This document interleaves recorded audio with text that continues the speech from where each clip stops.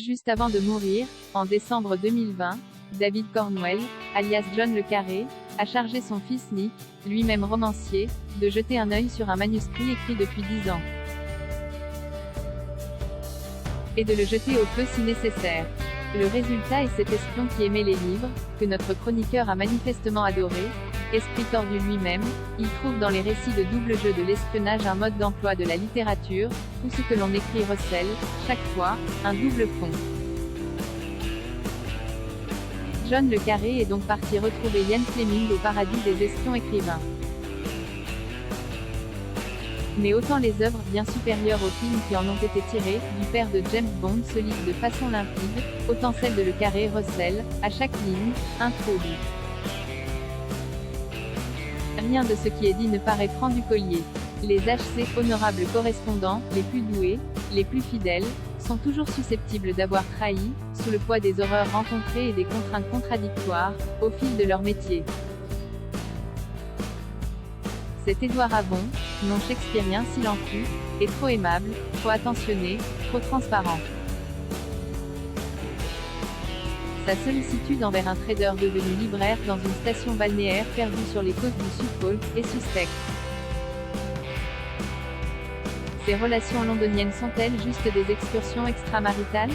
Son épouse, jadis grande prêtresse des services, qui meurt doucement d'un cancer, n'est-elle pas une couverture bien pratique pour excuser des déplacements bizarres de porcelaine Ming?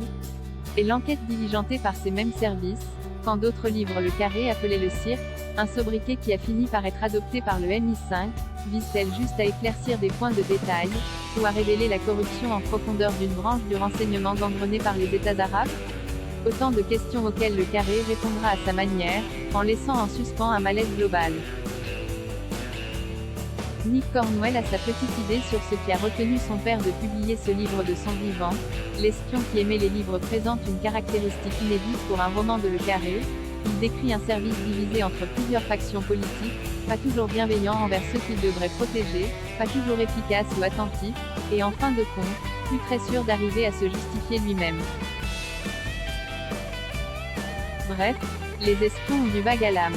On sait que Le Carré était profondément hostile à la guerre lancée par George Bush contre l'Irak, et qu'il méprisait Tony Blair pour avoir marché comme un caniche dans les pas du cow-boy américain.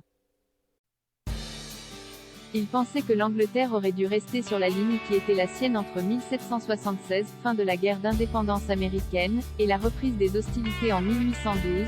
Les deux pays sont par nature des frères ennemis, et la guerre froide n'excuse rien. D'ailleurs, il n'y a pas d'amis, en politique. L'espion qui aimait les livres enfonce le clou, en faisant cette fois des guerres de Bosnie le pivot du schisme qui a conduit des agents à œuvrer contre leur pays. Il fustige avec férocité l'Amérique déterminée à régir le Moyen-Orient quel qu'en soit le prix, sa tendance une guerre chaque fois qu'elle a besoin de gérer les répercussions de la précédente, l'OTAN comme relique de la guerre froide qui fait plus de mal que de bien, et la pauvre Grande-Bretagne qui la suit comme un toutou sans croc ni maître parce qu'elle rêve encore de grandeur faute de se trouver un autre rêve. Toute ressemblance avec des événements passés ou en cours est bien sûr fortuite. Toute ressemblance avec la France serait bien entendu du mauvais esprit. Évidemment, l'intrigue est tordue à souhait. Mais c'est le propre des grands romans ou des grands films d'espionnage.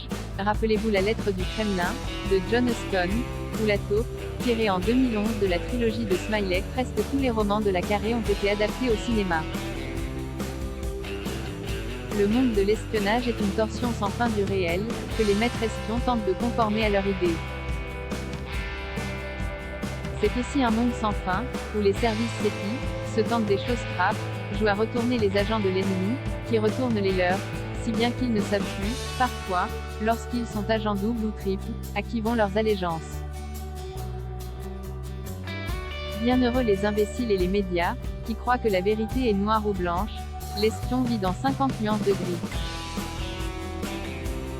Un bonheur de lecture, assurément, si comme moi vous savez lire au-delà des mots, et comprenez a priori que chaque phrase, dans l'œuvre d'un grand écrivain, recèle des sous-entendus, des pièges et des richesses qui font qu'en achetant un roman de 230 pages vous acquérez plusieurs volumes et de voluptueuses migraines.